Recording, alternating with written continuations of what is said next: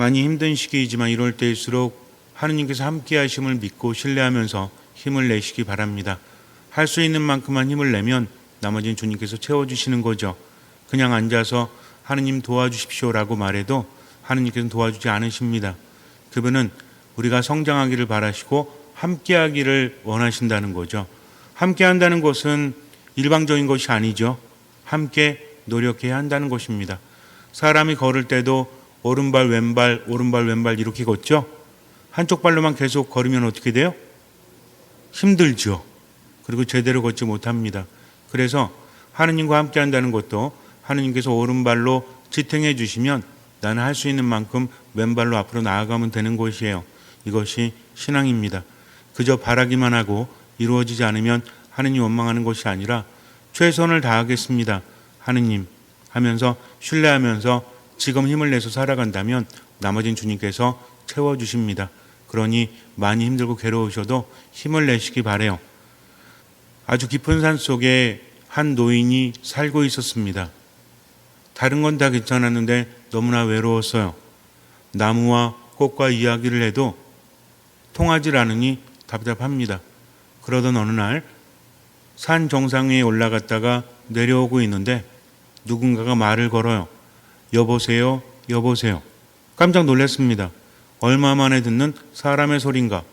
주변을 둘러봤지만 아무도 없는 거예요. 여보세요, 여보세요. 이게 무슨 소리지? 하면서 또 둘러보는데 개구리 한 마리가 말을 걸고 있습니다. 참으로 신기하죠. 아니 어떻게 개구리가 말할 수 있지? 혹시 내가 말을 했느냐? 예, 제가 말했습니다. 그래, 왜 말을 했지? 사실 저는 한 나라의 아주 아름다운 공주였습니다. 그런데 저주에 걸려서 개구리가 되었어요. 저에게 키스를 해주시면 제가 당신과 한평생 살겠습니다. 라고 말을 하는 거예요. 이 말을 들은 노인은 개구리를 집어들더니 주머니에 넣습니다. 그리고 집을 향해서 가요. 당황한 개구리가 말해요. 저는 아름다운 공주인데 왜 아름다운 공주와 한평생을 살지 않고 저를 주머니에 넣으십니까? 그랬더니 노인이 말해요. 이 나이가 되면 말하는 개구리가 더 필요하지 하면서 집으로 갔다고 합니다. 사실 이 이야기는 심리학 수업 중에 자주 들려주는 예화이기도 해요. 여러분들은 이 이야기를 들으면서 어떤 생각을 하십니까? 인간에게 가장 필요한 것은 무엇인가? 인간은 외로움 속에서 힘들어하고 고독 속에서 괴로워하죠. 그래서 정말 필요한 것이 사람들 간 상호 간의 관계인데 그 안에서 소통, 대화입니다. 이것에 대한 중요성을 강조하는 얘기인데 조금은 웃긴 얘기인데도 여기 있는 분들은 별로 웃질 않아요. 재밌는 얘기를 해도 그냥 이렇게 대화가 필요한 것 같아요. 대화 좀 자주 하세요. 혼자만 있으니까 웃음도 잃어버리지 않습니까?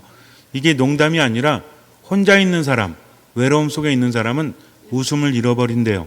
그래서 잘 웃지 못한다고 합니다. 잘 웃지 못하니 행복을 잘 느끼지 못하고 즐거움도 없죠. 그래서 자꾸만 웃으셔야 돼요. 어린아이처럼 되지 않으면 하느님 나라에 들어갈 수 없다라는 예수님의 말씀은 여러 가지 의미를 담고 있는데 아이일수록 자주 웃죠. 갓난아이는 하루에 몇 번 웃는다고 해요? 엄청나게 많이 웃는데요. 그런데 나이가 들수록 뭘 잃어버린다? 웃음을 잃어버린다는 거죠. 행복을 잃어버린다는 겁니다. 그래서 자꾸만 웃으시고 자꾸만 즐겁게 지금을 살아가시기 바랍니다. 우리가 웃을 수 있는 이유는 무엇이죠? 하느님께서 함께 하시기 때문에 그래요. 어쨌든 외로움이나 고독이라는 것은 이렇게 심각한 문제라고 해요. 옛날에는 그냥 마음의 문제, 마음먹기에 따라서 달라진다라고 했지만 요즘에는 이 외로움이라는 것이 마음뿐만 아니라 육체에도 영향을 끼친다는 것이 밝혀지고 있습니다. 그래서 외로움이 강해지면 면역력이 떨어진대요. 염증이 잘 생기고 심지어는 통증도 더 크게 느낀다고 해요. 스트레스 물질이 나오게 되면 우리 보통 스트레스 그러면 많이 힘들고 나쁜 걸로 알고 있지만 스트레스라는 것은 인간에게 필요한 겁니다. 왜냐하면 스트레스는 공격이나 회피하기 위해서 필요한 것이기 때문에 그래요. 스트레스를 받았을 때는 위험에 처한 상태죠. 그럼 둘 중에 하나는 해야 되잖아요. 무엇입니까? 공격을 하든 도망을 가든. 이렇게 하지 않으면 인간은 살아갈 수 없기 때문에, 그래서 아드레날린이라든지 코르티솔, 이런 스트레스 물질이 몸에서 분비가 된다고 합니다. 문제는 뭐냐면 이것이 계속 분비되면 안 좋아지는 거죠. 스트레스 받으면 어때요? 긴장감이 오고 몸이 굳고 소화가 잘 되지 않고, 이게 어쩌다가 위험 상황에서 그렇게 되면 상관이 없지만 계속 스트레스가 생긴다면 살기가 힘들어지겠죠. 외로움은 이런 스트레스 상황에 자주 처하게 만들고 스트레스 호르몬이 자꾸만 나오게 만든다고 해요. 그래서 외로움이라는 것은 질병이라고 합니다. 마음의 단순한 병이 아니라 우리 몸에도 영향을 주는 거죠. 당연히 수명이 줄을까요? 늘어날까요? 수명은 줄어들 수밖에 없죠. 그래서 외로움은 심각한 질병을 초래하는 병이라고 해요. 그리고 마음과 정신과 몸을 망가뜨리는 병이라고 합니다. 1979년에 뉴욕에서 사진전이 열렸습니다. 고독이라는 주제로 사진전이 열렸는데 한 일본 작가의 사진이 눈에 띕니다. 한 인간의 고독이라고 쓰여져 있었는데 그 아래 사진 설명이 나와 있습니다. 한 빈민가에 초라한 방안을 찍고 있었는데 앙상한 노인이 누워 있습니다. 창에는 하얗게 서리가 끼어져 있었고 방에는 꺼진 난로가 있었고 노인은 하얀 벽을 바라보면서 누워 있습니다. 그런데 사진의 초점은 노인이 아니라 전화기에 맞춰져 있었어요. 이 전화기는 노인과 세상을 연결해주는 유일한 도구였습니다. 그리고 아래 이런 글이 쓰여져 있어요. 아침마다 전화벨이 울립니다. 노인은 전화를 받아요. 아주 힘겹게. 밤새 별일 없으셨습니까? 라는 말이 들립니다. 그런데 이것은 가족이나 친구나 아는 사람에게 걸려온 전화가 아니라 시청 직원에게 걸려온 전화입니다. 혹시나 죽었나 살았나 확인하는 거죠. 만약에 전화를 받지 않았으면 앰뷸런스가 와서 그 사람을 싣고 가서 장례 절차를 거친다고 합니다. 유일하게 세상과 연결된 것이 전화기 한 대였는데 아침마다 꼬박꼬박 전화가 왔는데 그 전화는 반가운 전화였을까요? 아니면 그렇지 않은 것이었을까요? 반가운 전화 아니겠죠. 여러분들은 혹시나 죽었니 살았니 하면서 확인 전화가 온다면 그게 반갑겠습니까? 이것이 인간이 처한 운명이라고 사진작가는 말하고 있어요. 이것은 무엇입니까? 고독이요? 외로움이죠. 고독과 외로움에 대해서 긍정적인 면도 있고 부정적인 면도 있다라고 합니다. 그냥 긍정적인 것을 고독이라 하고 부정적인 것을 외로움이라고 우리가 말할 수 있다면 고독은 무엇일까요? 이것은 창조적인 것이요 스스로 선택하는 거죠. 그럴 때 있잖아요. 나 홀로 떨어져서 있어야 되겠다. 마음을 정리하고 조금 나와의 만남을 위해서 사람들을 떠나는 그런 고독도 있죠. 우리 신앙 안에서는 무엇이 있어요? 피정이라는 것이 있지 않습니까? 이런 것들은 참으로 필요하다는 거죠. 외로워봐야 스스로를 살필 수 있고 다른 사람과의 관계의 중요함을 알 수 있다라고 합니다. 그런데 문제는 뭐예요? 외로움이죠. 이것은 무엇입니까? 원치 않는데 홀로 떨어져 있는 것. 잠깐 동안의 고독은 좋을 수 있지만 장기적인 외로움은 인간을 힘들게 하죠. 그래서 1년 이상 외롭게 지낸다면 우울증에 걸릴 확률이 굉장히 높아진다고 합니다. 면역력은 당연히 떨어질 수밖에 없고 염증도 많아진다라고 해요. 삶이 행복할 수 없다는 거죠. 이렇게 외로움이라는 것은 인간의 정신과 영혼뿐만 아니라 신체까지도 갉아먹는 것이다. 그래서 인간은 혼자 살 수 없다라고 하죠. 여러분들은 외로우십니까? 아니면 고독하십니까? 대답 안 하셔도 돼요. 그렇다면 사람들과 함께 한다면 무조건 외로움이 사라질까요? 어떤 사람이 세계 여행을 하고 있는데 어느 날 외로웠어요. 혼자서 떠도니까 부두에 나갔는데 많은 사람들이 배웅을 하고 있습니다. 하지만 자기를 배웅하는 사람이 아무도 없어요. 그래서 한 아이에게 돈을 주면서 이렇게 말합니다. 내가 너에게 돈을 줄게. 그러니 배가 떠날 때 나를 보면서 손을 흔들어 주렴. 아이는 좋다라고 했습니다. 이윽고 배가 출발할 때가 되었어요. 배 위에서 소녀를 바라봅니다. 소녀는 마치 아는 사람인 것처럼 두 손을 들면서 아주 열렬하게 배웅을 합니다. 행복했을까요? 행복하지 않았다고 합니다. 더 외롭고 고독했다라고 합니다. 분명히 자신을 향해서 손을 흔들어 주지만 그 이유는 뭐였죠? 돈을 받았기 때문이지 인간적인 친분이 있었기 때문이 아니라는 거죠. 사람들 사이에 함께 한다고 할지라도 우린 외로울 수밖에 없어요. 왜 그렇죠? 서로가 알아주지 않기 때문이죠. 우리는 언제 외로움을 느낍니까? 함께 있어도 외로움을 느낄 때가 있죠. 가족 간에도 동료 간에도 외로움을 느낍니다. 나를 알아주지 않을 때, 나를 말할 수 없을 때, 사람들에게 상처받고 그리고 안 좋은 경험 때문에 사람들을 신뢰하지 않는다면 서로 나눌 수 없는 거죠. 이것이 외로움이에요. 수많은 사람들이 있어도 나와 함께하는 사람은 아무도 없다고 느낄 때 우리 마음과 정신과 육체는 병이 들게 되어 있다는 거죠. 예수님께서 귀가 먹고 말을 더듬는 사람을 치유해 주십니다. 이 사람은 귀가 먹었기 때문에 들을 수가 없어요. 사람들과 함께해도 사람들과 통할 수가 없습니다. 자신 안에 있는 것들을 제대로 말할 수 없으니 더듬을 수밖에 없어요. 사람들이 이 사람을 예수님께 데리고 와서 손을 얹어 주십사 청합니다. 예수님의 손은 치유하는 손이었기 때문이죠. 그냥 단순히 머리에 손을 얹어달라는 것이 아니라 예수님께서 손을 얹으시면 예수님께로부터 치유의 힘이 나와서 기적의 힘이 나와서 사람들을 치유하기 때문에 이 사람을 좀 고쳐주십시오 하고 데리고 온 것입니다. 그때 예수님께서 어떻게 하시죠? 당신의 손가락을 그의 두 귀에 넣으셨다가 침을 발라 그의 혀에 손을 대셨다. 이 사람은 지금 사람들과 단절된 상태로 살고 있습니다. 우리 처지에 비유해 본다면 우리는 분명히 들을 수 있고 말할 수 있지만 마음에 응어리가 지는 경우가 있죠. 세상을 부정적으로 봅니다. 그동안의 경험 때문에 사람들을 믿지 못하고 들리는 모든 말들이 어때요? 부정적인 거죠. 좋은 말을 해도 믿지를 못해요. 사람을 신뢰하지 못합니다. 안 좋은 말만 들리죠. 그러니 극심한 스트레스 속에서 하루하루 살아갈지도 몰라요.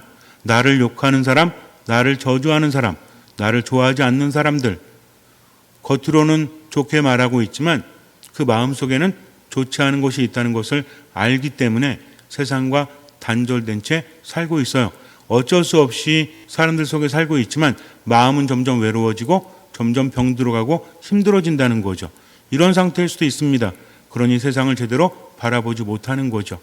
귀가 병들고 제대로 말할 수 없으니 눈도 병들 수밖에 없죠. 어쩌면 이것은 현대를 살아가는 우리들의 마음을 말하는 것일 수도 있어요. 근데 예수님께서 그에게 손을 대십니다. 접촉이 있다라는 거죠. 예수님의 손은 치유하는 손이에요. 그분의 손이 그를 만졌을 때 그는 어떤 느낌이 들었을까요?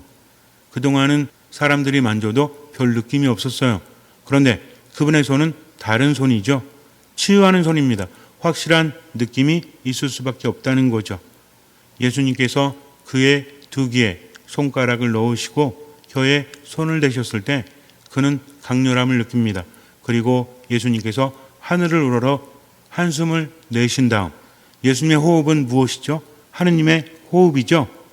하느님께서 인간을 만드셨을 때 무엇을 불어넣어 주십니까? 숨을 불어넣어 주신다는 거죠. 겉으로는 멀쩡해도 숨을 잃어버린다면 인간은 제대로 살아갈 수 없죠. 그래서 뭐가 강해야 된대요? 호흡이 강해야 한다고 합니다.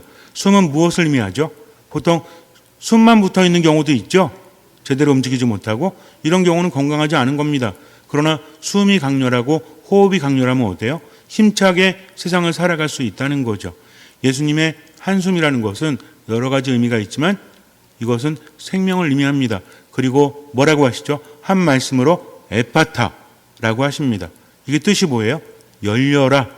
그러니까 이 사람의 귀와 입이 열릴 뿐만 아니라 무엇이 열립니까? 마음도 열리는 거죠. 우리도 마찬가지입니다.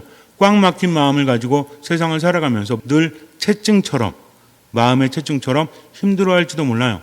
어쩌면 세상이 나를 힘들게 해서 그럴 수도 있지만 내가 세상을 그렇게 바라볼 수밖에 없기 때문에 세상을 긍정적으로 바라본다는 것은 쉬운 일이 아닙니다.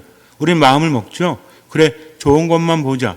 그래, 세상에 나쁜 것만 있는 건 아니잖아 하면서 노력을 하지만 결국 어떻습니까? 감정의 지배를 받잖아요. 경험을 하면서 그렇지 않고 싶은데도 자꾸만 그렇게 부정적으로 흘러갑니다.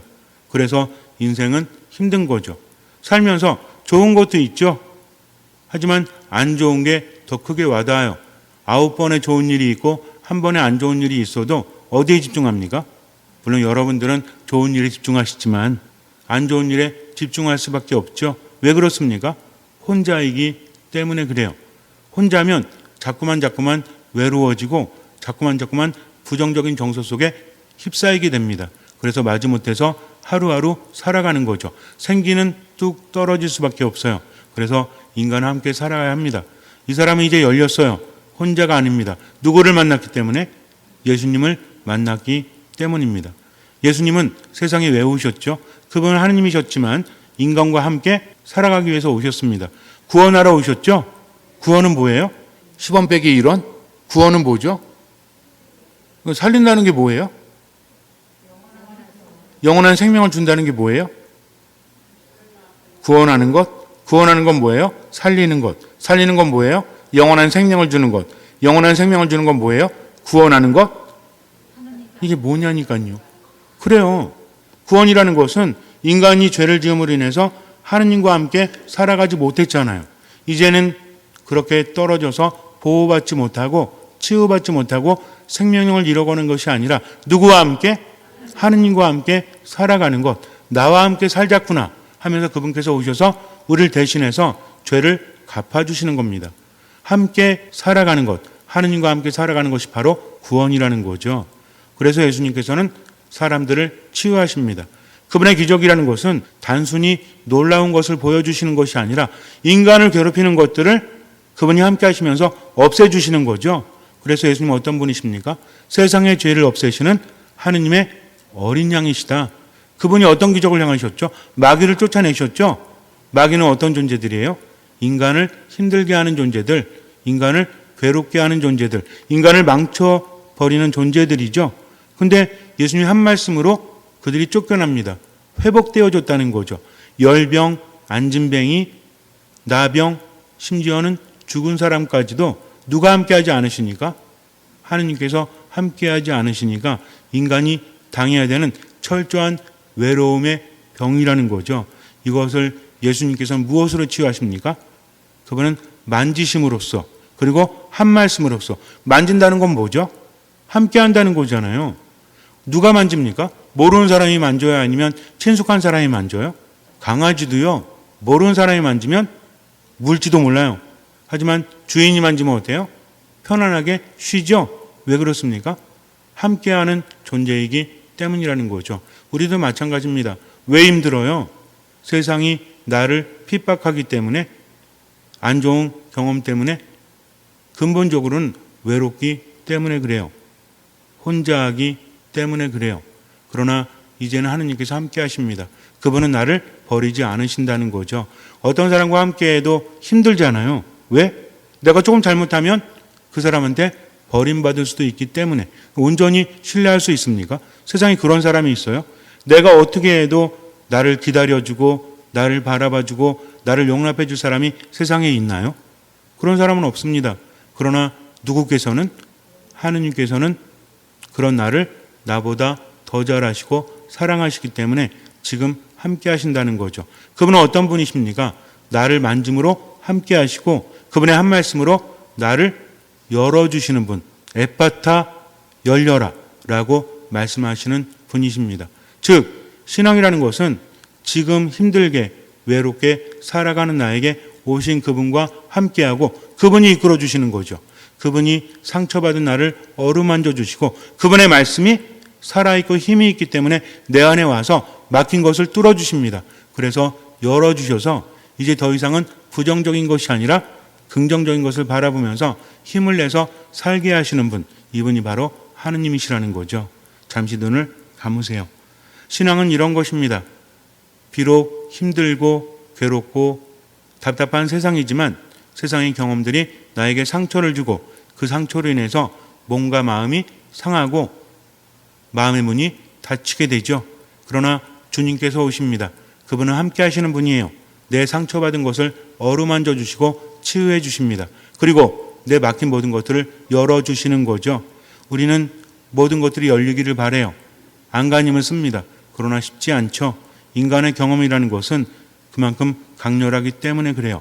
원하는 대로 살아가지 못합니다. 그러나 주님께는 불가능함이 없기 때문에 그분은 상처를 치유하시고 막힌 것을 열어주십니다. 그러니 그분께 모든 것을 맡기고 이제는 주님과 함께 세상을 살아가십시오.